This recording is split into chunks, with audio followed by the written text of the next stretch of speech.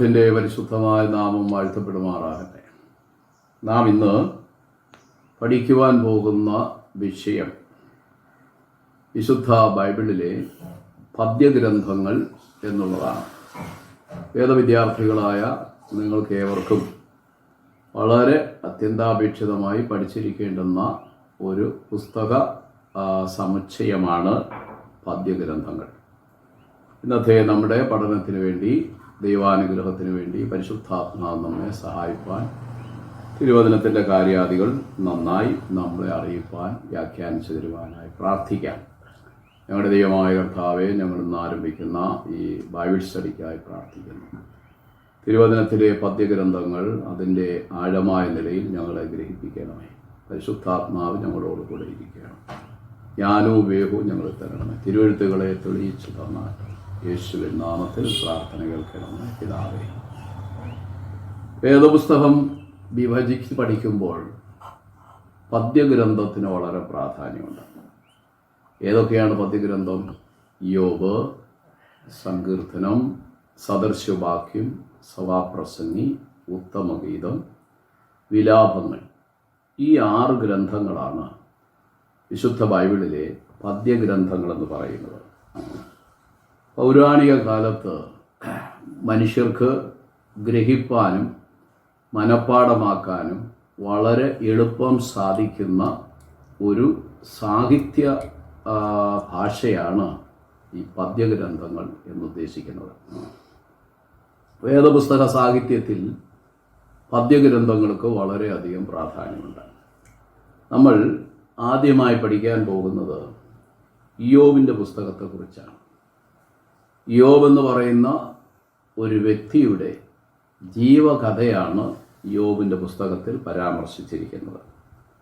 വളരെ പൗരാണിക കാലത്ത് ജീവിച്ചിരുന്ന ഒരു ധനികനായ മനുഷ്യനായിരുന്നു ഇയ്യോബ്. അദ്ദേഹത്തിൻ്റെ മഹത്വമായ ജീവിതത്തെക്കുറിച്ച് 3 സാക്ഷ്യങ്ങൾ വിശുദ്ധ ബൈബിളിൽ രേഖപ്പെടുത്തിയിട്ടുണ്ട്. 1 ചരിത്രത്തിലെ സാക്ഷ്യം, 2 ദൈവം തന്നെക്കുറിച്ച് പറഞ്ഞ സാക്ഷ്യം, 3 സാത്താൻ ഈ സാക്ഷ്യങ്ങളെ സമ്മതിച്ച ചരിത്രം. ഈ 3 ചരിത്രത്തിലും കാണുന്നത് ഒരേ ചരിത്രമാണ്. കാരണം ഇയ്യോബ് നിഷ്കളങ്കനും നേരുള്ളവനും ദൈവഭക്തനും ദോഷം വിട്ടകലുന്നവനും ആയിരുന്നു. അത് ചരിത്ര സാക്ഷ്യമാണ്, ദൈവം സമ്മതിച്ച സാക്ഷ്യമാണ്. പിശാച് അതിനെ വിസമ്മതിച്ചിട്ടുമില്ല. അപ്പോൾ ഈ ഭക്തനായ ഈ മനുഷ്യൻ്റെ ജീവിതത്തെക്കുറിച്ച് പരാമർശിക്കപ്പെടുന്ന ഒരു പ്രത്യേക കഥാ വിഷയമാണ് യോബിൻ്റെ പുസ്തകത്തിലെ ആപ്ത വിഷയം എന്ന് പറയുന്നത്. ഈ പുസ്തകം എഴുതിയതാരാണ്? യോബ് തന്നെയാണ് എഴുതിയതെന്നാണ് ഭൂരിപക്ഷം വേദപണ്ഡിതന്മാരുടെ അഭിപ്രായം. ചിലർ മോശയാണെന്ന് പറയുന്നു എന്ന് മാത്രമേ ഉള്ളൂ. BC 1845 ശേഷമുള്ള കാലഘട്ടം ഈ പുസ്തകം എഴുതിയിരിക്കാൻ സാധ്യതയുണ്ട്. അതായത് ഇസ്രായേൽ മക്കൾ മിസ്രൈമിൽ നിന്നും പുറപ്പെടുന്നതിന് മുമ്പുള്ള ഒരു ചരിത്രമാണ് യോബിൻ്റെ പുസ്തകത്തിൽ നമ്മൾ കാണുന്നത്. ഈ മനുഷ്യൻ വളരെ ധനികനായ ഒരാളായിരുന്നു. അന്നത്തെ കാലത്ത് ലോകം മുഴുവൻ തന്നെക്കുറിച്ച് അറിയുമായിരുന്നു. അത്രയ്ക്ക് വളരെ സാമ്പത്തിക ശേഷി, ഉന്നതമായ ജീവിത അനുഭവം, നല്ല കുടുംബ മഹിമയുള്ള ഒരു മനുഷ്യനായിരുന്നു യോബ്. താൻ ജനിച്ചു വളർന്നത് ഊസ് ദേശത്തെന്നാണ് യോബിൻ്റെ പുസ്തകത്തിലെ തുടക്കത്തിൽ കാണുന്നത്. ഈ ഊസ് ദേശം എന്ന് പറയുന്നത് പൗരാണിക കാലത്തെ അറബ് ദേശമാണ്.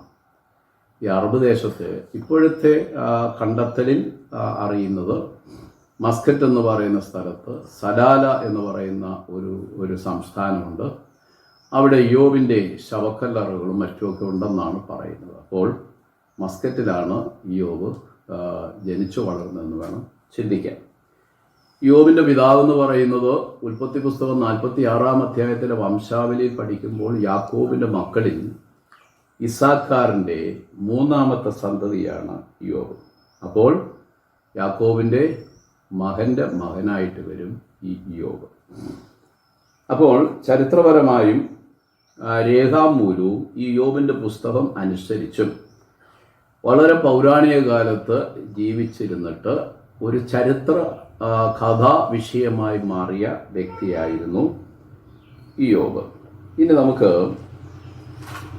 യോബിൻ്റെ പുസ്തകത്തെക്കുറിച്ചുള്ള ആകമാനമായ ഒരു ചിന്തയിലേക്ക് നമുക്ക് വരാം. അതായത് യോബിൻ്റെ പുസ്തകം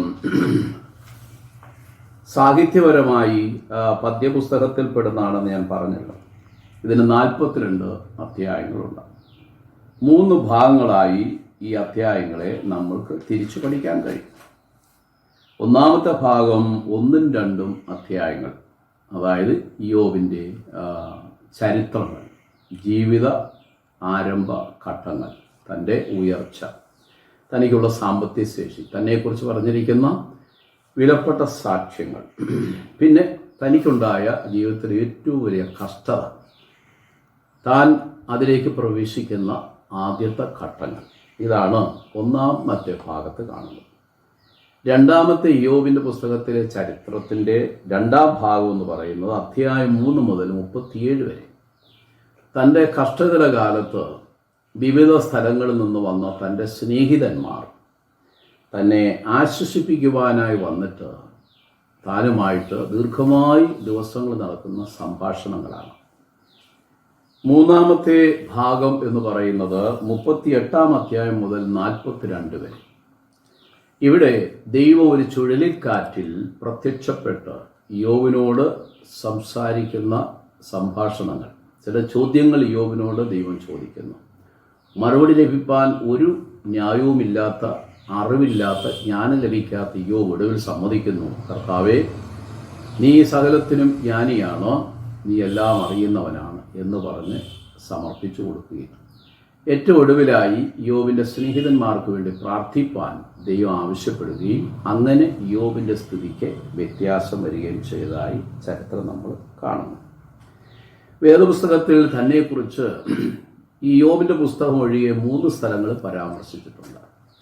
ഉൽപ്പത്തി പുസ്തകം 46:13 വംശാവലിയിൽ യോബിനെ കാണുന്നു. എസ്കേൽ 14:14 നീതിമാന്മാരുടെ പട്ടികയിൽ യോബിനെ കാണുന്നു.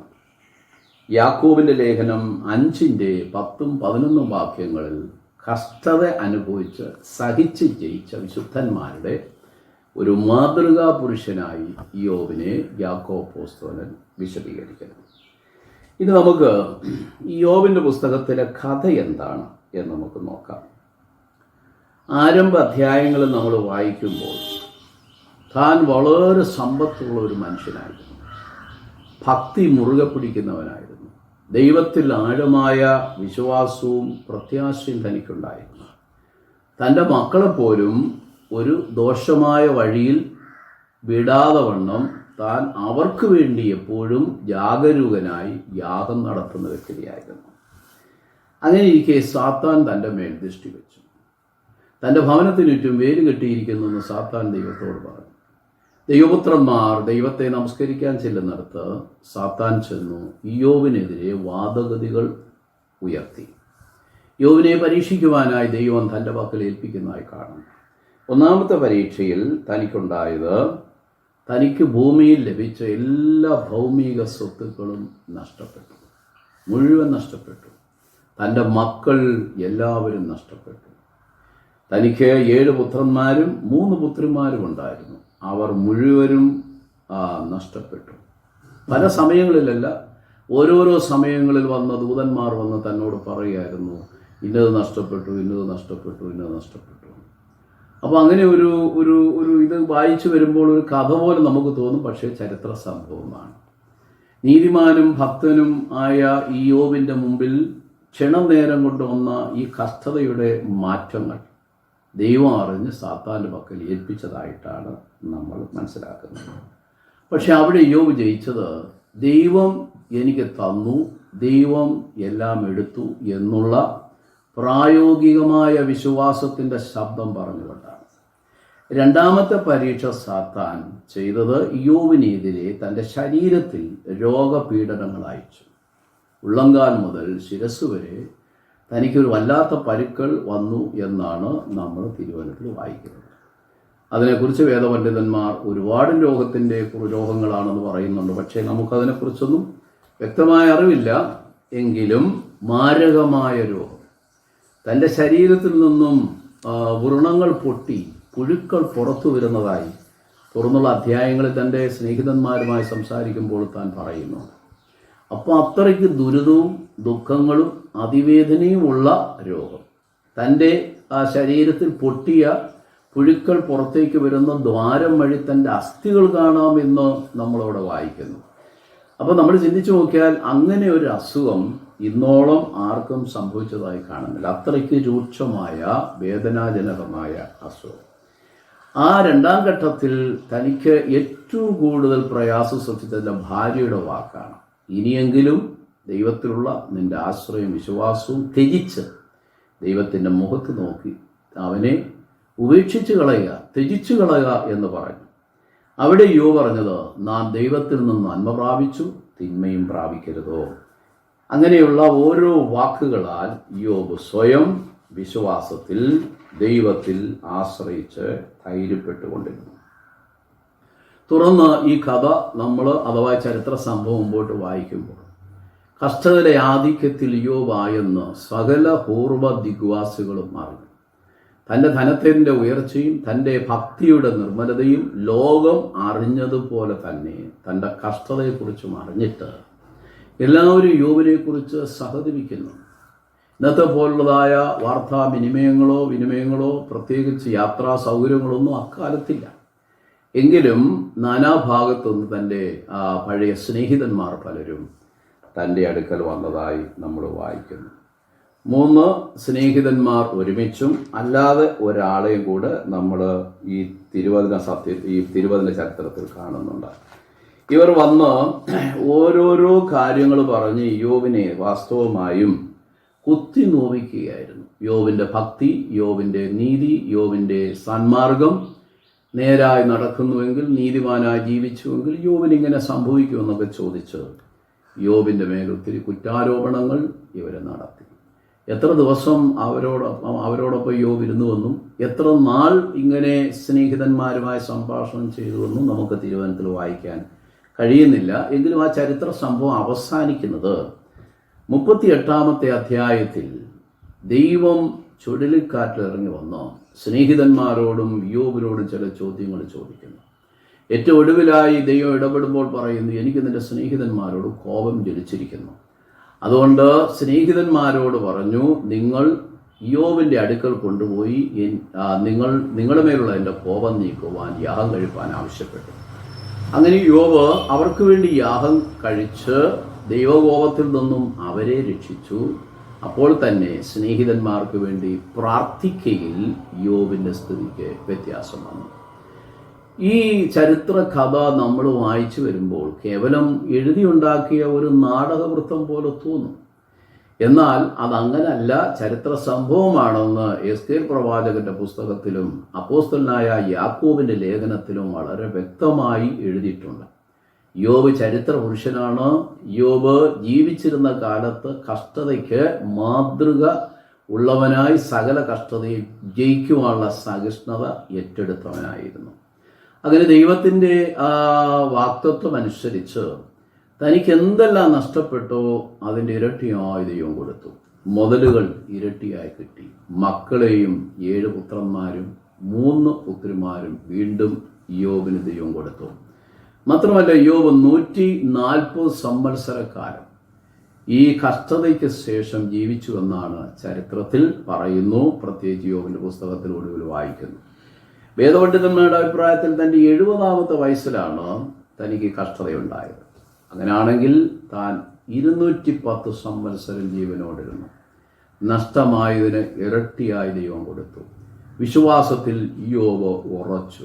കൂടെ യോബിനെ അവൻ്റെ വിശ്വാസത്തെ ചോദ്യം ചെയ്ത തൻ്റെ സ്നേഹിതന്മാരോട് യോബ് പറയാറുണ്ട്, ഞാൻ ഈ സ്ഥിതിയിൽ തന്നെ എൻ്റെ ദേഹത്തിൽ വെച്ച് തന്നെ എൻ്റെ കർത്താവിനെ കാണും, അവൻ എന്നെ എന്ത് ചെയ്താലും ഞാൻ അവനെ മുറുകെ പിടിക്കുമെന്നൊക്കെ പറഞ്ഞ് യോബ് വളരെ വിശ്വാസത്തിൽ ധൈര്യവും ഉറപ്പുമുള്ളവനായി കാണുന്നു.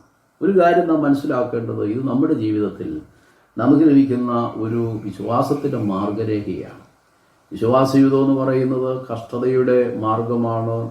പ്രയാസത്തിൻ്റെ മാർഗമാണ്, പരീക്ഷണങ്ങളുടെ മാർഗമാണ്. ഇതിനെല്ലാം ജയിക്കുവാനുള്ള ആത്മപ്രചോദനം യോബിൻ്റെ പുസ്തകത്തിൽ നിന്നും പരിശുദ്ധാത്മാവ് നമുക്ക് തരുന്നുണ്ട്. ഈ പുസ്തകം നമ്മൾ രാവും പകലും വായിച്ചാൽ നമ്മുടെ കഷ്ടതയ്ക്കും ഒരവസാനമുണ്ടെന്ന് മനസ്സിലാക്കാൻ കഴിയും. എന്തവസാനമാണ്? ഇരട്ടിയായ അനുഗ്രഹത്തോടുകൂടെ ദൈവം നമുക്ക് നൽകിത്തരുന്ന ഒരു അവസാനമുണ്ട്. അതുകൊണ്ട് അപ്പോസ്തലനായ യാക്കോബ് പറഞ്ഞു, യോബിൻ്റെ കഷ്ടതയെ മാത്രമല്ല നമ്മൾ മാതൃകയെടുക്കേണ്ടത്, യോബിന് പിന്നത്തേതിൽ ലഭിച്ച അനുഗ്രഹങ്ങളും നമ്മൾ മാതൃകയെടുക്കണമെന്നാണ്. അങ്ങനെ ഈ ഗ്രന്ഥ പരമ്പരയിലെ ഒന്നാമത്തെ പുസ്തകമായ യോബിൻ്റെ പുസ്തകം നമ്മുടെ ജീവിത പ്രശ്നങ്ങൾക്ക്, കഷ്ടതകൾക്ക് ദൈവത്താൽ ഒരു വിരാമം സൃഷ്ടിക്കുമെന്നും അത് ഏറ്റവും അനുഗ്രഹമായി തീരുമെന്നും നമ്മൾ പഠിച്ചു കഴിഞ്ഞു. കർത്താവ് നമുക്കും അതിനുള്ള കൃപ പെരുമാറാകട്ടെ എന്ന് നമുക്ക് പ്രാർത്ഥിക്കാം. രണ്ടാമതായി ഈ ഗ്രന്ഥ പരമ്പരയിൽ വരുന്നത് സങ്കീർത്തനങ്ങളുടെ പുസ്തകമാണ്. സങ്കീർത്തനം എന്ന വാക്കുകൊണ്ട് തന്നെ നമുക്ക് മനസ്സിലാകുന്നത് നല്ല കീർത്തനങ്ങൾ എന്നാണ്. നല്ല കീർത്തനങ്ങൾ. പൗരാണിക കാലത്ത് ആളുകൾ ഗദ്യങ്ങളെക്കാൾ പദ്യങ്ങളാണ് പലപ്പോഴും ഹൃദിസ്ഥമാക്കാൻ ശ്രമിക്കുന്നത്. നമ്മൾ പഴയ നിയമങ്ങൾ പഠിക്കുമ്പോൾ ചില യുദ്ധങ്ങളിൽ ഇസ്രായേൽ മക്കൾ വിജയിച്ചു വരുമ്പോൾ അവരെ ചില പാട്ടുകൾ പഠിപ്പിക്കുവാൻ ദൈവം മോശയോടും അന്നത്തെ പിതാക്കന്മാരോടും കൽപ്പിച്ചിട്ടുണ്ട്. പാട്ട് രൂപത്തിൽ എഴുതി ജനങ്ങളെ പഠിപ്പിക്കുക. അത് അവരെ രാവും പകലും ഉരുവിട്ട് മനഃപ്പാടമാക്കുന്നതിന് എളുപ്പമാണ്. അങ്ങനെ കാലാകാലങ്ങളിൽ യഹൂദന്മാരായ ഭക്തന്മാർ ബാബിലോണിലും പാലസ്റ്റീനിലും വെച്ച് ജീവിത വിഷയത്തിലുണ്ടായ പ്രതിസന്ധികളുടെ മുമ്പിൽ, കഷ്ടതയുടെ മുമ്പിൽ, രോഗ അവസ്ഥയുടെ മുമ്പിൽ, യുദ്ധ വിഷയത്തിൻ്റെ മുമ്പിലൊക്കെ ദൈവത്താൽ ലഭിക്കപ്പെട്ട വിടുതലിനെ ഓർത്ത് നന്ദി പറഞ്ഞും സ്തുതിച്ചും ആരാധിച്ചും കൊണ്ടൊക്കെ എഴുതിയിട്ടുള്ള കീർത്തനങ്ങളാണ് ഈ സങ്കീർത്തനങ്ങൾ എന്ന് പറയുന്നത്. അതിൽ 150 സങ്കീർത്തനമാണ് നമ്മളാകെ കാണുന്നത്. BC 1500-നും 1500-നും ഇടയിലാണ് ഈ സങ്കീർത്തനങ്ങളിൽ അധികവും എഴുതിയിട്ടുള്ളത്. ഇവിടെ വളരെ പ്രചാരത്തിൽ നിന്ന പാട്ടുകളും പ്രാർത്ഥനകളുമാണ് ഈ സങ്കീർത്തനത്തിലുള്ളത്. ഈ സങ്കീർത്തനം എഴുതിയത് പലരാണ്. 100 സങ്കീർത്തനത്തിന് മാത്രമേ എഴുത്തുകാരെക്കുറിച്ച് നമുക്ക് മനസ്സിലാക്കാൻ കഴിയുന്നുള്ളൂ. അതിൽ മോശ ഒരു സങ്കീർത്തനം എഴുതി, ദാവീദ് 73 എഴുതി, ശലോമോൻ രാജാവ് 2 സങ്കീർത്തനം എഴുതുന്നു, ആസാഫ് 12 എഴുതുന്നു, ഹേമാൻ, ഏഥാൻ എന്നിവർ ഓരോ സങ്കീർത്തനങ്ങളും, ഹോരപുത്രന്മാർ 10 സങ്കീർത്തനങ്ങൾ. അങ്ങനെ 100 സങ്കീർത്തനങ്ങൾ മാത്രമേ എഴുതിയവരുടെ പേരോടുകൂടെ കാണുന്നുള്ളൂ. 50 സങ്കീർത്തനങ്ങൾ ശേഷിക്കുന്നത് ശലോമോനും ദാവീദും എഴുതിയതാണെന്നാണ് വേദപണ്ഡിതന്മാരുടെ അഭിപ്രായം. ഈ സങ്കീർത്തനങ്ങളുടെ പുസ്തകങ്ങൾ നമ്മൾ പഠിക്കുമ്പോൾ ഇത് വെറൊരു പാട്ട് മാത്രമല്ല, ഇതിനകത്ത് ഒരുപാട് ഒട്ടേറെ അതിശയകരമായ വിഷയങ്ങളുണ്ട്. ദൈവത്തെക്കുറിച്ച് പരാമർശനമുണ്ട്, മനുഷ്യനെക്കുറിച്ചുള്ള പരാമർശനമുണ്ട്, പരിശുദ്ധാത്മാവ്, വചനം, വിടുതൽ, കഷ്ടതയിൽ നിന്നുള്ള ഉദ്ധാരണം, വീണ്ടെടുപ്പ്, ആരാധന, സ്തുതി, ഇതെല്ലാ വിഷയങ്ങളും സങ്കീർത്തനത്തിൽ കാണാൻ കഴിയും. നമ്മുടെ ഓരോരുത്തരുടെയും ജീവിത അനുഭവങ്ങളുമായി താതാത്മ്യപ്പെടുത്തിയുള്ള ഒരുപാടും സങ്കീർത്തനം ഇതിലുണ്ട്. ചിലപ്പോൾ ചില സങ്കീർത്തനങ്ങൾ വായിക്കുമ്പോൾ നമ്മുടെ ജീവിത പ്രശ്നത്തിൽ ദൈവം നമ്മളോട് സംസാരിക്കുന്നതായി തോന്നാറുണ്ട്. എന്നാൽ ഈ സങ്കീർത്തനം നമ്മൾ വായിച്ചു വരുമ്പോൾ ഇതിനകത്ത് നമുക്ക് ചേരാത്തതായ പല സങ്കീർത്തനങ്ങളുണ്ട്. അതായത് നമ്മുടെ കാലാനുസൃതമായ വിഷയവുമായി വലിയ ബന്ധമില്ലാത്ത സങ്കീർത്തനങ്ങളുണ്ട്. അതുകൊണ്ടാണ് പലപ്പോഴും ചില സങ്കീർത്തനങ്ങൾ വായിക്കാൻ മടിക്കുന്നത്. അതിൻ്റെ ചരിത്ര പശ്ചാത്തലത്തിൽ നിന്ന് വേണം നമുക്ക് ഈ സങ്കീർത്തനങ്ങൾ ധ്യാനിക്കുവാൻ.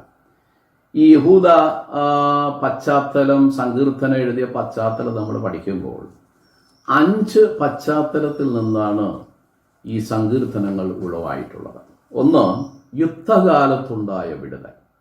നമ്മൾ ആരും യുദ്ധത്തിന് പോകുന്നില്ല അക്ഷരികമായിട്ട്, നമുക്ക് യുദ്ധമില്ല.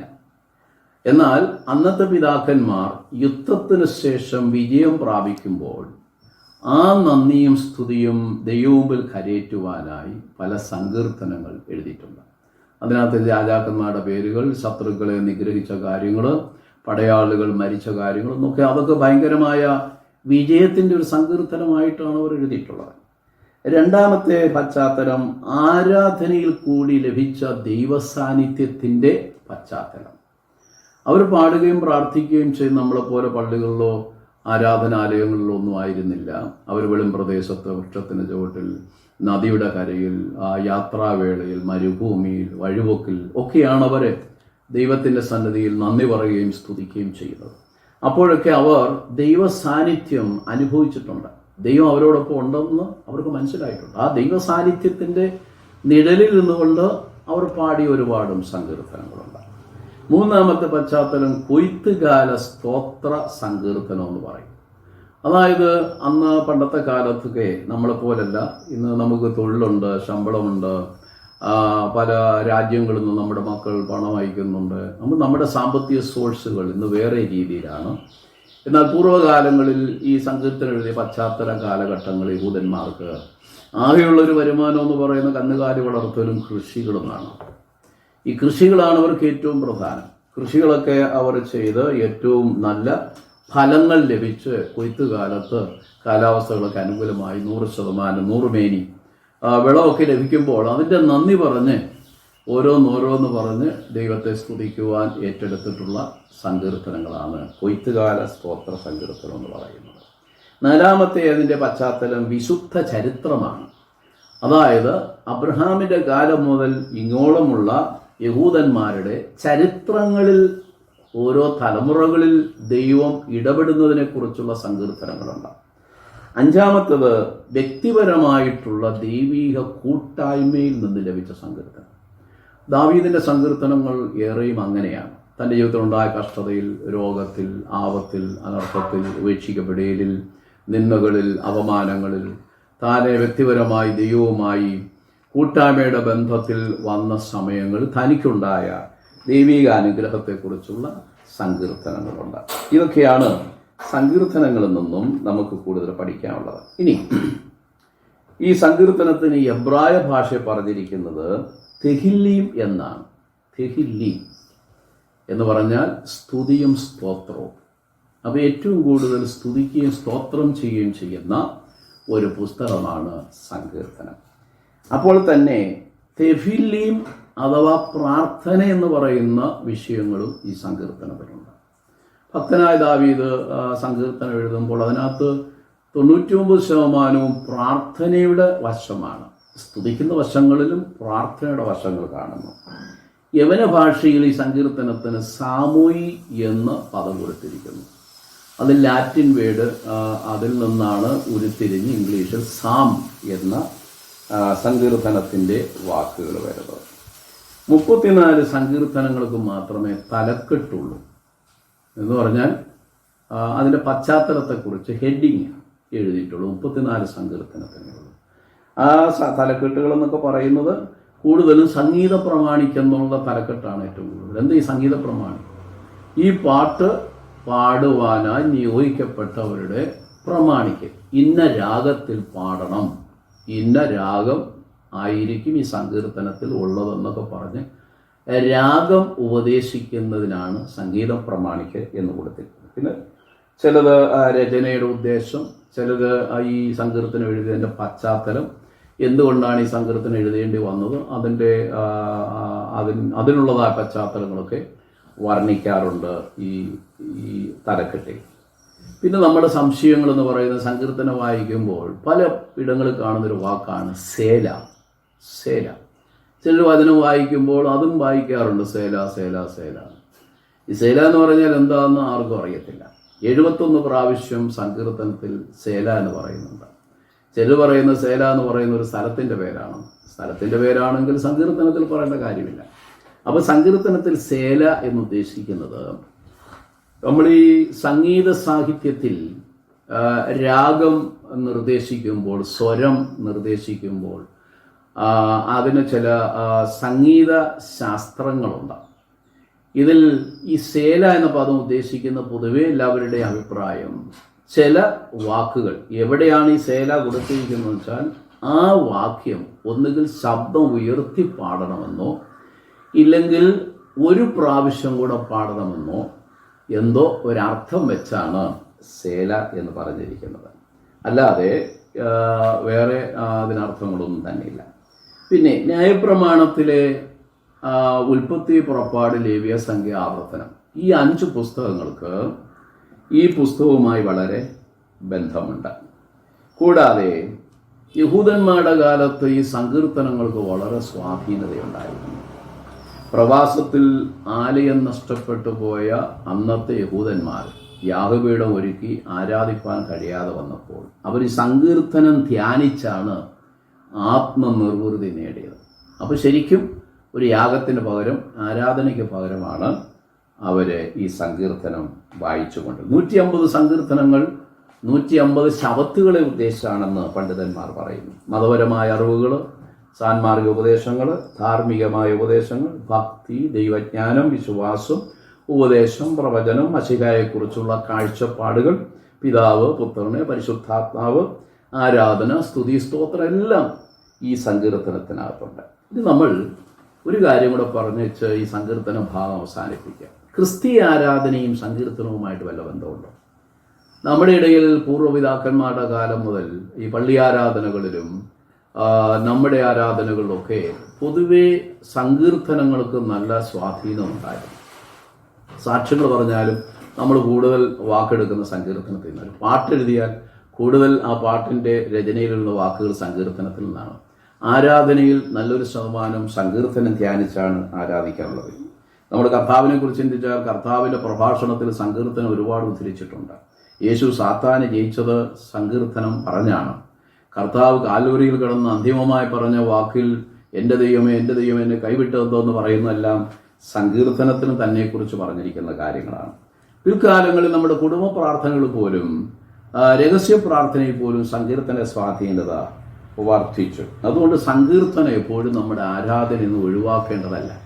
അപ്പോസ്തലന്മാരുടെ ലേഖനങ്ങളിൽ തന്നെ പറയുന്നു, സങ്കീർത്തനങ്ങളാരും സ്തുതികളാരും ആത്മീയ ഗീതങ്ങളാരും ഇങ്ങനെ ആരാധിക്കണമെന്ന്. അപ്പോൾ സങ്കീർത്തനം എന്ന് പറയുന്നത് ഈ 150 സങ്കീർത്തനങ്ങൾ നമുക്ക് ഏത് സാഹചര്യങ്ങളിലും എവിടെയും വായിച്ച് ദൈവത്തെ മഹത്വപ്പെടുത്തുവാൻ കഴിയുന്നതാണ്. ദുഃഖത്തിൽ അതൊരാശ്വാസമാണ്, ക്ലേശത്തിൽ നമുക്കൊരു വിടുതലാണ്.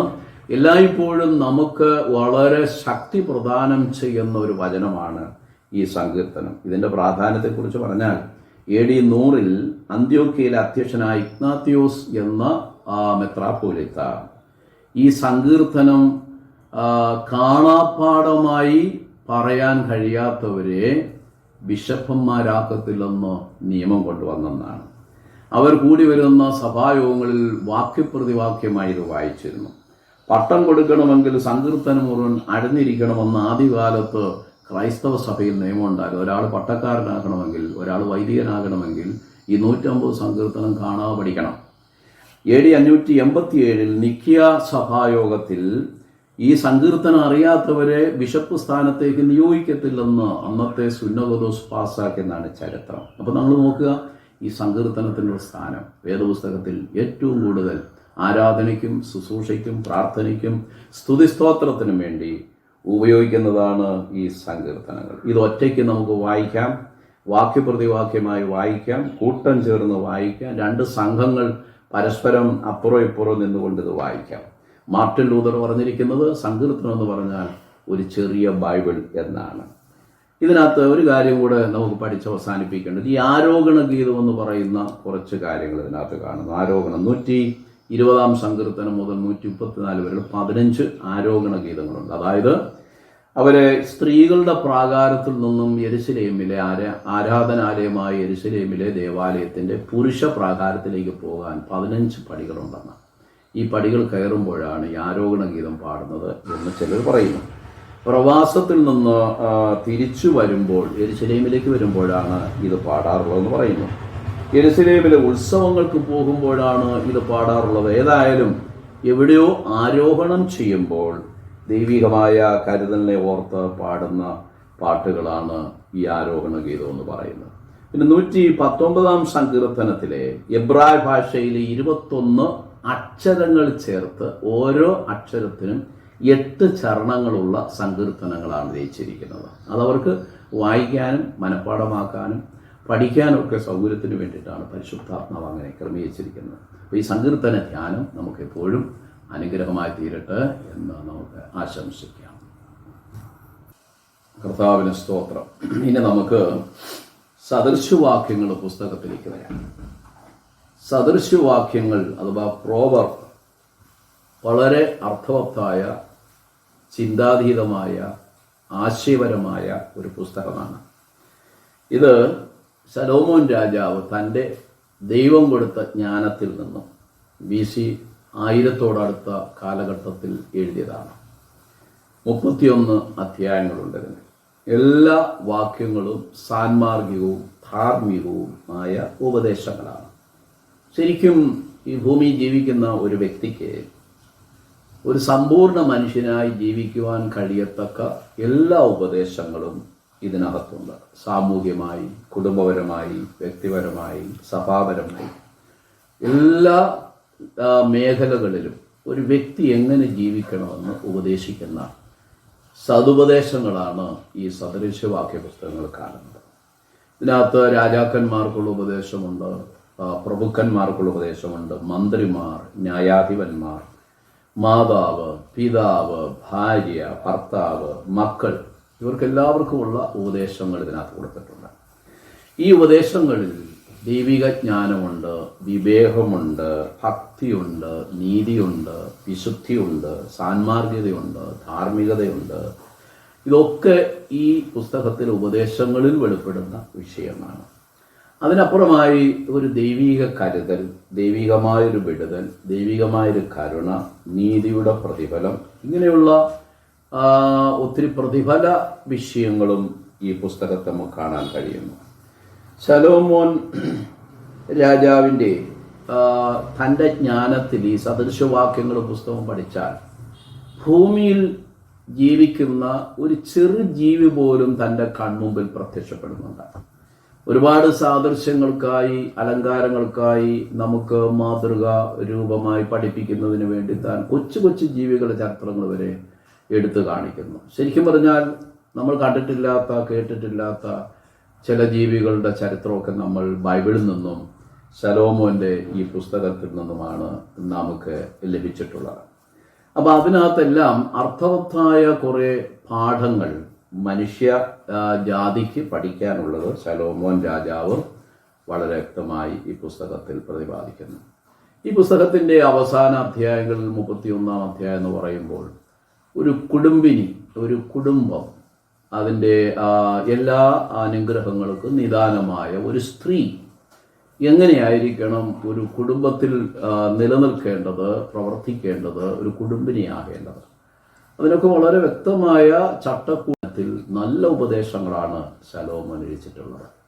എല്ലാ സാമൂഹ്യ രംഗങ്ങളിലും, വ്യക്തിപരമായ രംഗങ്ങളിലും, കുടുംബ അന്തരീക്ഷങ്ങളിലൊക്കെ നമുക്ക് വേണ്ടുന്ന ഈ ഉപദേശങ്ങൾ, ഇത് ലോകത്തിലുള്ള ഒരുപാടും നിയമ നിർമ്മാണം ചെയ്തിട്ടുള്ള തത്വജ്ഞാനികൾ, പണ്ഡിതന്മാരൊക്കെ ശലോമോന്റെ സദൃശവാക്യത്തിൽ നിന്നും നീതി, ന്യായം ഇത്യാദി കാര്യങ്ങൾക്ക് വേണ്ടി പ്രസക്തമായ ഭാഗങ്ങൾ അവരുടെ ഭരണഘടനയിൽ വരെ ചേർത്തിട്ടുണ്ടെന്നാണ് അറിവ്.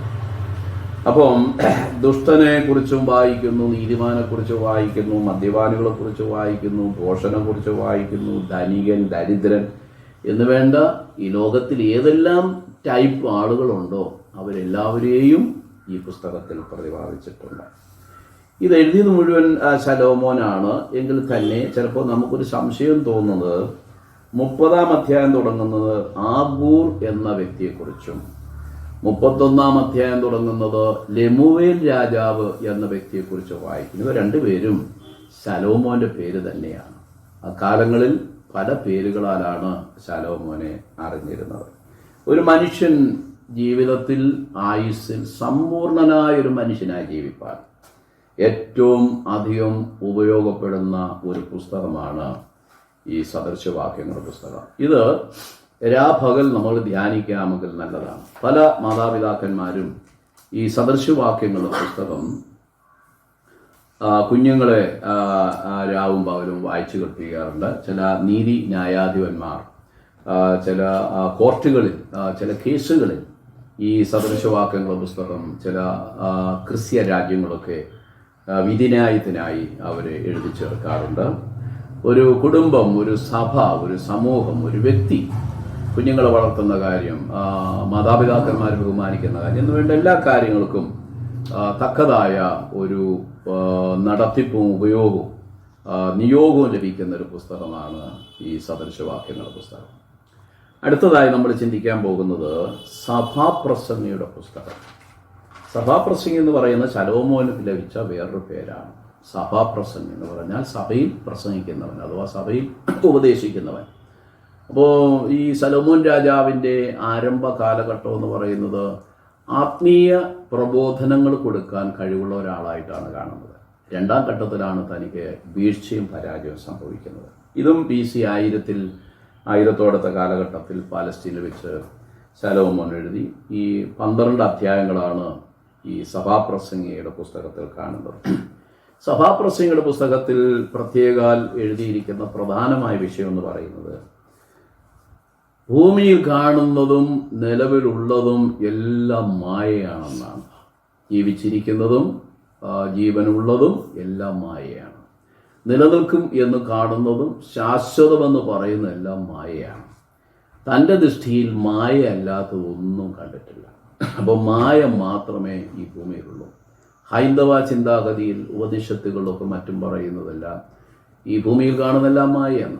അതേ ഒരു ആശയത്തിൻ്റെ ശ്രേഷ്ഠമായൊരു വെളിപ്പാടാണ് ഈ സഭാപ്രസംഗിയുടെ പുസ്തകത്തിൽ യെരുശലേമിലെ രാജാവായ ദാവീദിന്റെ മകനായ സഭാപ്രസംഗിയുടെ വചനങ്ങളെന്ന് തുടങ്ങുന്ന വാക്യങ്ങൾ കാണുന്നു.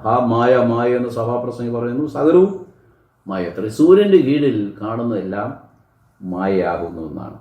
എന്നാൽ ഒരു മനുഷ്യൻ തൻ്റെ ജീവിതത്തിലെല്ലാം പ്രാപിച്ചു. ശലോമോൻ തന്നെ അനുഭവം 2-ാം അധ്യായത്തിൽ പറയുന്നു. താൻ ആഗ്രഹിച്ചെല്ലാം കിട്ടി, തൻ്റെ കണ്ണുകൊണ്ട് എന്തെല്ലാം ആഗ്രഹിച്ചു അതെല്ലാം ലഭിച്ചു. തനിക്ക് ഒരുപാട് ഭാര്യമാർ ലഭിച്ചു, സമ്പത്ത് ലഭിച്ചു, പുത്രന്മാർ ലഭിച്ചു, ഭയങ്കര ജ്ഞാനം ലഭിച്ചു. അപ്പോൾ ശലോമോനെ പോലെ ജ്ഞാനിയായൊരു മനുഷ്യൻ ഭൂമിയിൽ അന്നുവരില്ല, ഇനി ഉണ്ടാകത്തുമില്ലെന്ന് ദൈവം തന്നെ സാക്ഷി പറഞ്ഞതാണ്. അപ്പോൾ തനിക്ക് ലഭിച്ചതും താൻ കണ്ടതും താൻ നേടിയതും താൻ ആഗ്രഹിച്ചതും താൻ അനുഭവിച്ചതുമായ എല്ലാ കാര്യങ്ങളും ഒരുപോലെ മായ എന്നാണ് ഒടുവിൽ ഈ തിരുവചനത്തിൽ സഭാപ്രസംഗി പറയുന്നത്. ഇവിടെ 12-ാം അധ്യായത്തിൽ ഏറ്റവും ഒടുവിലത്തെ അധ്യായത്തിൽ ഒരു മനുഷ്യൻ്റെ ജീവാവസാനത്തെക്കുറിച്ച് കാണുന്നു. നല്ലവണ്ണം ജീവിച്ച് ദൈവത്തെ ഭയന്നവൻ്റെ കൽപ്പനകളെ അനുസരിച്ച് നന്നായി ജീവിക്കുന്ന ഒരു മനുഷ്യൻ എങ്ങനെയാണ് ശരീരം വിട്ടുപോകുന്നത് എന്നുള്ളതിൻ്റെ ഒരു നല്ല വ്യാഖ്യാന ഗ്രന്ഥമാണ് 12-ാം അധ്യായം. ഈ അധ്യായത്തിൻ്റെ 13-14 വാക്യങ്ങളിൽ ഭൂമിയിൽ ജീവിച്ചിരിക്കുന്ന വ്യക്തിക്ക് ദൈവീക അന്വേഷണത്തോടുള്ള ബന്ധത്തിൽ ശലോമോൻ കൊടുക്കുന്ന നല്ല ഒരു മനപ്പാഠം, നല്ല ഒരു ഉപദേശമാണ്. അത് പറഞ്ഞാണ് ശലോമോൻ ഈ പുസ്തകം അവസാനിപ്പിക്കുന്നത്. വളരെ വായിച്ചു വരുമ്പോൾ നമുക്ക് വളരെ ഉദ്യോഗജനകമായി തോന്നുന്ന ഭാഗങ്ങളാണ്. ഒത്തിരി കാര്യങ്ങൾ, കാലങ്ങളെക്കുറിച്ച്, പക്ഷികളെക്കുറിച്ച്, അന്തരീക്ഷത്തെക്കുറിച്ച് ഒക്കെ, ആകാശത്തെക്കുറിച്ച് എന്ന് വേണ്ട തൻ്റെ ജ്ഞാനത്തിൽ എന്തെല്ലാം തനിക്ക് ലഭിച്ചിട്ടുണ്ടോ അതിൻ്റെ എല്ലാം വളരെ സംയുക്തമായി ചെറിയ തോതിൽ സംഗ്രഹിച്ചിട്ട് എഴുതിയ പുസ്തകമാണിത്. എല്ലാറ്റിൻ്റെ അവസാനത്തിൽ എഴുതിയിരിക്കുന്നത് എല്ലാറ്റിൻ്റെയും സാരം കേൾക്കുക, ദൈവത്തെ ഭയപ്പെട്ടവൻ്റെ കൽപ്പനകൾ പ്രമാണിച്ചുകൊള്ളുക, അതാകുന്നു സകല മനുഷ്യർക്കും വേണ്ടത്. ദൈവം നല്ലതും തീയതുമായ സകല പ്രവൃത്തിയും സകല രഹസ്യങ്ങളുമായി ന്യായവിസ്താരത്തിലേക്ക് വരുമല്ലോ. അപ്പോൾ നമുക്കൊരു ന്യായവിസ്താരമുണ്ടെന്നും അതിലേക്ക് നമ്മൾ പ്രവേശിക്കേണ്ടതാണെന്നും അതുകൊണ്ട് ഈ ലോകത്ത് ജീവിക്കുമ്പോൾ ഭയപ്പെട്ടവൻ്റെ കൽപ്പനകളെ പ്രമാണിച്ച് ജീവിക്കണമെന്നുള്ള പ്രബോധനം തന്നാണ് ശലോമോൻ ഈ പുസ്തകം അവസാനിപ്പിക്കുന്നത്. ഇനി അടുത്തതായി നമ്മൾ ചിന്തിക്കുന്നത് ഉത്തമഗീതത്തെക്കുറിച്ചാണ്. ഉത്തമഗീതം എന്ന ഈ പുസ്തകം ശലോമോനാണ് എഴുതിയത്. അതും BC 1000 കാലഘട്ടത്തിലാണ്. ഈ ഉത്തമഗീതമെന്ന് അഥവാ സോങ് ഓഫ് സോങ്സ്, അനേകം പാട്ടുകളിൽ ഏറ്റവും ശ്രേഷ്ഠമായ പാട്ട് എന്ന ഈ ഹെഡിങ് വരാൻ കാരണം ശലോമോൻ 3000 സദൃശവാക്യങ്ങൾ എഴുതിയെന്ന് രാജാക്കന്മാരുടെ പുസ്തകത്തിൽ കാണുന്നു. 3000 സദൃശവാക്യങ്ങളും 1500 പാട്ടുകളും രചിച്ചു. ഈ 3000 സദൃശവാക്യങ്ങളിലും 1500 പാട്ടുകളിലും വെച്ച് ഏറ്റവും ശ്രേഷ്ഠമായ ഉത്തമമായ ഒന്നാണ് ഈ ഉത്തമഗീതം. ഈ ഉത്തമഗീതം എന്ന് പറയുന്ന ഒരു പ്രേമകാവ്യമാണ്. 30 വയസ്സ് തികയാത്ത ഒരാൾ ഈ പുസ്തകം വായിക്കാൻ പാടില്ലെന്നാണ് അന്നത്തെ യഹൂദന്മാരുടെ ചിന്താഗതിയും കൽപ്പനയും. ആണാണെങ്കിലും പെണ്ണാണെങ്കിലും ഈ പുസ്തകം 30 വയസ്സിനാരും വായിക്കരുത്. കാരണം ഇത് ഒരു സ്ത്രീയും പുരുഷനും തമ്മിലുള്ള പ്രേമബന്ധത്തിൻ്റെ വസ്തുതയാണ്. ഈ പ്രേമകാവ്യം എങ്ങനെയാണ് നമ്മുടെ ബൈബിള് വന്നെന്ന് ഒരുപക്ഷെ നമ്മൾ ചിന്തിക്കും. ഇത് പ്രേമകാവ്യമാണെങ്കിലും ഇതിനകത്ത് അന്തർലീനമായിരിക്കുന്ന സത്യം ക്രിസ്തുവും അവൻ്റെ സഭയുമാണ്. ശലോമോൻ രാജാവിന് ആത്മാവിൽ വെളിപ്പെടുത്തപ്പെട്ട ഒരു ചരിത്ര സംഭവത്തിൽ നിന്നാണ് ഈ പ്രേമകാവ്യം ഉണ്ടായത്. അതായത് നമ്മൾ ചരിത്രം പഠിക്കുമ്പോൾ ശലോമോൻ രാജാവിൻ്റെ വാഴ്ചയുടെ ആരംഭഘട്ടങ്ങളിൽ തനിക്ക് ഒരുപാട് ഭൂപ്രദേശങ്ങൾ, രാജ്യങ്ങളുണ്ടായി. ഒത്തിരി രാജ്യങ്ങൾ കീഴടക്കി പലസ്തീനോട് ചേർന്ന് അതിവിശാലമായൊരു ഭരണമാണ് രാജാവ് നടത്തിയത്.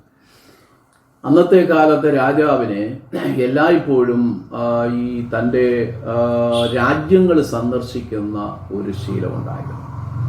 അങ്ങനെ തൻ്റെ രാജ്യത്തിൻ്റെ ഒരു ഭാഗത്ത് ജാതികളും മറ്റും തിങ്ങിപ്പാർക്കുന്ന ഒരു ഭാഗത്തേക്ക് സഞ്ചരിക്കാനായി പോയി ചരിത്രം പറയുന്നത്. അങ്ങനെ താൻ സഞ്ചരിച്ചു കൊണ്ടിരിക്കുമ്പോൾ അവിടെ ഒരു കറുത്ത പെണ്ണിനെ, ഏറ്റവും സൗന്ദര്യമുള്ള ഒരു യുവതിയെ കണ്ടെത്തി. അവളുടെ വർഗത്തിൽ, അവളുടെ ഗോത്രത്തിൽ, ജാതിയിൽ അത്രത്തോളം സൗന്ദര്യമുള്ള ഒരു പെൺകുട്ടി വേറെയില്ല. അന്നത്തെ രാജാക്കന്മാർക്ക് അവരുടെ ജനങ്ങളിൽ നിന്നും ഇഷ്ടമുള്ള സ്ത്രീകളെ ഭാര്യമാരായിട്ടും ദാസിമാരായിട്ടും സ്വതന്ത്രമായി എടുക്കാം. രാജാവിന് തന്നെ 1000-ഓളം പേരുണ്ടായിരുന്നു, ഭാര്യമാരായും ദാസിമാരായിട്ടൊക്കെ. അപ്പം അത് അക്കൂട്ടത്തിൽ ഈ പെൺകുട്ടിയെ രാജാവിന് വളരെ ഇഷ്ടപ്പെട്ട ഉടൻ തന്നെ രാജാവ് അവളെ കൂട്ടി യെരുശലേമിലേക്ക് കൊണ്ടുപോയി. ആരോടും അനുവാദം ചോദിക്കേണ്ട കാര്യമില്ല. അന്നത്തെ കാലത്ത് അങ്ങനെയാണ്. രാജഭരണം നിലനിൽക്കുന്ന കാലത്ത് രാജാവിന് ഇഷ്ടമുള്ളവരെ ഭാര്യമാരായിട്ടും ഒക്കെ സ്വീകരിക്കാൻ കഴിയുന്നൊരു കാലഘട്ടമാണ്. അങ്ങനെ അവളെ യെരുശലേമിൽ കൊണ്ടുവന്നിട്ട്, ഇവൾ കറുത്തവളാണെങ്കിലും ഭയങ്കര സൗന്ദര്യമുള്ള പെണ്ണാണ്. അവളുടെ ജോലി ഇടയ ജോലിയാണ്, ആടുകളെ തീറ്റുന്ന ജോലിയാണ്. അവൾ വലിയ കുടുംബസ്ഥയല്ല, ഭയങ്കര വിദ്യാഭ്യാസമില്ല. അവൾക്ക് ആകെയുള്ള മുതലെന്ന് പറയുന്ന സൗന്ദര്യമുള്ളവളായിരുന്നു, പക്ഷേ കറുത്തവളാണ്. ഇവളുടെ സൗന്ദര്യത്തിൽ ആകൃഷ്ടമായിട്ടാണ് രാജാവ് കൊണ്ടുവന്നത്. യെരുശലേമിൽ കൊണ്ടുവന്നതിന് ശേഷം ഇവളോട് രാജാവ് ഒരു പ്രോമിസ് ചെയ്തു, ഒരു വാഗ്ദത്തം ചെയ്തു, ഞാൻ നിന്നെ എൻ്റെ രാജ്ഞിയാക്കി തീർക്കാം. അപ്പം രാജ്ഞിയാക്കാമെന്ന് വാഗ്ദത്തം കൊടുത്ത് അവൾക്ക് വേണ്ടി ഉദ്യാനങ്ങളും ഉദ്യാനഗൃഹങ്ങളും എന്ന് വേണ്ട കൊട്ടാരങ്ങളും അവളുടെ ആഗ്രഹത്തിനപ്പുറത്ത് രാജാവെല്ലാം ഉണ്ടാക്കി. പക്ഷേ രാജാവ് ഇതെല്ലാം ഉണ്ടാക്കി, രാജാവുകൾക്ക് വേണ്ടി ഉണ്ടാക്കിയിരിക്കുന്ന ഈ മനോഹരമായ ഹർമ്മങ്ങളോ ഭവനങ്ങളോ ഉദ്യാനങ്ങളോ രാജാവ് കൊടുത്ത വാക്കൊന്നും ഈ സ്ത്രീയുടെ മനസ്സിലേക്ക് പോയില്ല. കാരണം അന്വേഷിച്ചപ്പോൾ ഇവൾ വർഷങ്ങളായി ഒരു ഇടയ ചെറുക്കനെ സ്നേഹിക്കുന്നു. അവനും കറുത്തവനാണ്. അപ്പം ഇവരുടെ ജാതി, കുലം, വർഗം, ഗോത്രം എന്നൊക്കെ പറയുന്നതെല്ലാം മനസ്സിലാക്കി തന്നെ രാജാവിടെ കൊണ്ടുവന്നെങ്കിലും അവളുടെ ജാതിയിൽപ്പെട്ട, കുലത്തിൽപ്പെട്ട, ഗോത്രത്തിൽപ്പെട്ട ഒരു ഇടയ ചെറുക്കനെ അവൾ സ്നേഹിക്കുന്നു. അവൻ്റെ ശബ്ദം അവളെപ്പോഴും കേൾക്കുന്നെന്ന് പറയുന്നു. അവൻ എൻ്റെ കൂടെ ഉണ്ടെന്ന് പറയുന്നു. ഞാൻ അവളുള്ളവളാണ്, അവൻ എനിക്കുള്ളവനാണ്. അങ്ങനെ ആ പ്രേമബന്ധത്തിൻ്റെ ആഴം രാജാവ് മനസ്സിലാക്കിയിട്ട് അവളെ മനസ്സിനെ മാറ്റാൻ യെരുശലേം പുത്രിമാരെന്ന് പറയുന്ന രാജസന്നിധിയിൽ രാജസേവ ചെയ്യുന്ന കുറേ കന്യകമാരായ ആളുകളുണ്ട്. അവരെ രാജസന്നിധിയിൽ വിട്ടു. രാജാവ് അവരോട് പറഞ്ഞു കൊടുക്കുന്ന ഓരോ കാര്യങ്ങളും പാട്ടുരൂപത്തിലും ഗദ്യരൂപത്തിലും ഇവളെ മനസ്സ് മാറിയെടുക്കാൻ 24 മണിക്കൂർ ഇവളുടെ മുമ്പിൽ രാജാവിനെ കുറിച്ച് പുകഴ്ത്തുവാൻ തുടങ്ങി. ശലോമോൻ രാജാവിൻ്റെ മഹത്വം, ശലോമോൻ രാജാവിൻ്റെ വ്യക്തിത്വം, ശലോമോൻ രാജാവിൻ്റെ കഴിവ്, ശലോമോൻ രാജാവിൻ്റെ ആളത്വപരമായ സൗന്ദര്യം എന്ന് വേണ്ടതെല്ലാം വാനോളം പുകഴ്ത്തിക്കൊണ്ടിരുന്നു. അപ്പോഴും അവൾ പറയുന്ന ഒന്നുണ്ട്, എൻ്റെ പ്രിയനോ നിങ്ങളുടെ ശലോമോൻ രാജാവിനെ പോലല്ല, അവൻ 10,000ങ്ങളിൽ ശ്രേഷ്ഠനാണ്, അവൻ ചുവപ്പും വെണ്മയും നിറഞ്ഞവനാണ്. അപ്പം അവളുടെ മനസ്സ് മുഴുവൻ ഇടയച്ചെറുക്കൻ്റെ മേൽ നിക്ഷിപ്തമായി. യെരുശലേം പുത്രിമാരുടെ സംഗീതം കൊണ്ടോ വാക്ചാരുണ്യങ്ങൾ കൊണ്ടോ ഇടവിടാതുള്ള സംസാരം കൊണ്ടോ അവളുടെ മനസ്സ് മാറ്റാൻ കഴിയില്ലെന്ന് രാജാവ് മനസ്സിലാക്കി. ഏറ്റവും ഒടുവിൽ എത്ര കാലം രാജകൊട്ടാരത്തിലായിരുന്നു അറിയത്തില്ല, ഏറ്റവും ഒടുവിൽ അവളുടെ ആഗ്രഹം അനുസരിച്ച് രാജാവ് രാജസന്നാഹത്തോടുകൂടെ രാജപദവിയോടുകൂടെ അവളുടെ സംസ്ഥാനത്ത് കൊണ്ടാക്കി അവൾ സ്നേഹിക്കുന്ന പുരുഷനെ വിളിച്ചു വരുത്തി രാജസന്നിധിയിൽ വെച്ച് അവരെ കല്യാണം കഴിപ്പിച്ചു കൊടുത്തു എന്നാണ് ചരിത്രം.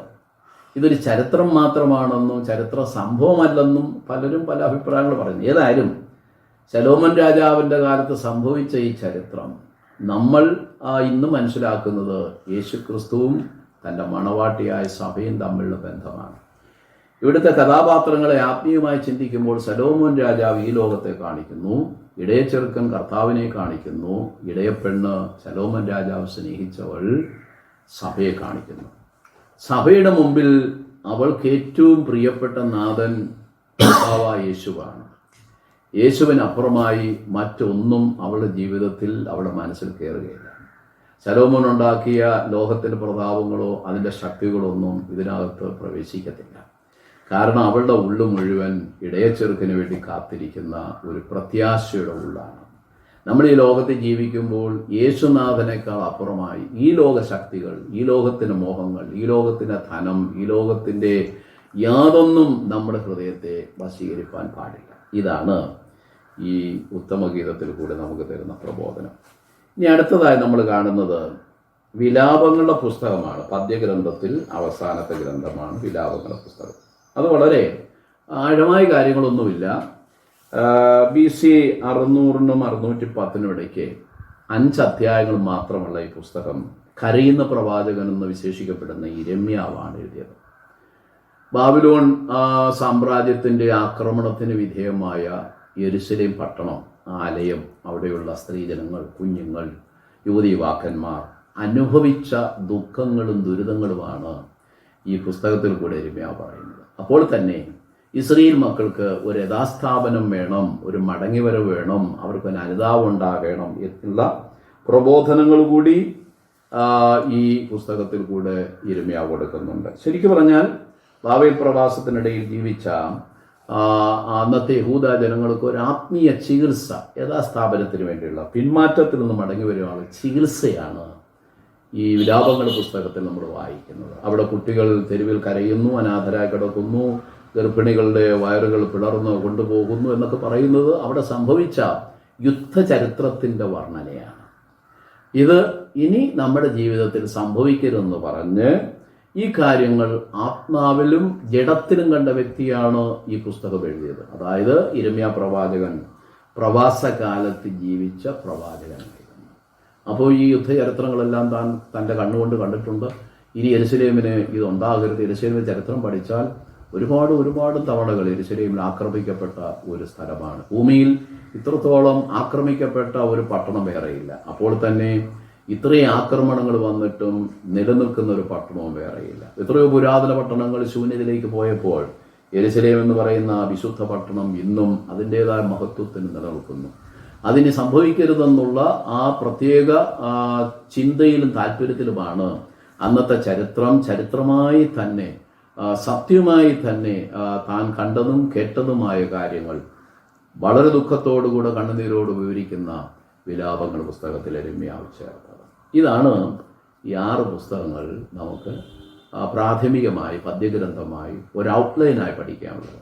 ഇത് നമ്മൾ അധ്യായങ്ങൾ, വാക്യങ്ങൾ, അതിൻ്റെ ഓരോരോ അധ്യായങ്ങൾ പറഞ്ഞിരിക്കുന്ന കാര്യങ്ങളൊക്കെ സവിസ്തരമായി പഠിക്കണമെങ്കിൽ കൂടുതൽ സമയങ്ങൾ നമുക്ക് ആവശ്യമാണ്. അതിനുള്ള സന്ദർഭങ്ങൾ നമ്മുടെ മുമ്പിൽ ദൈവമായ കർത്താവ് ചെയ്തു തരട്ടെ. പ്രാർത്ഥനയോട് നമുക്ക് പിരിയാം. ദൈവം നമ്മെ അനുഗ്രഹിക്കാം.